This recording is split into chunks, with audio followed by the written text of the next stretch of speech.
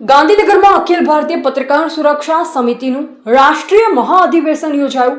પત્રકાર સુરક્ષા કાનૂનની માંગ ઉઠી.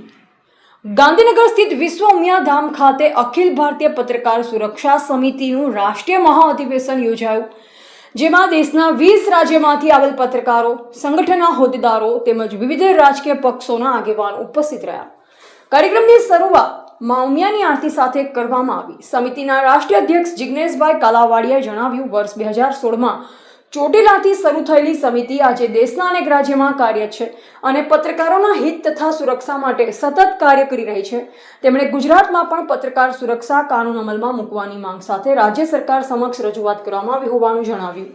કાર્યક્રમમાં ભાજપના મંત્રી કુંવરજી બાવળિયા, કાંતિભાઈ અમૃતિયા, આમ આદમી પાર્ટી નેતા ઈસુદાન ગઢવી, કોંગ્રેસના વરિષ્ઠ નેતા ભરતસિંહ સોલંકી, ધારાસભ્ય ધવલસિંહ ઝાલા સહિત વિવિધ ક્ષેત્રના આગેવાનો હાજર રહ્યા.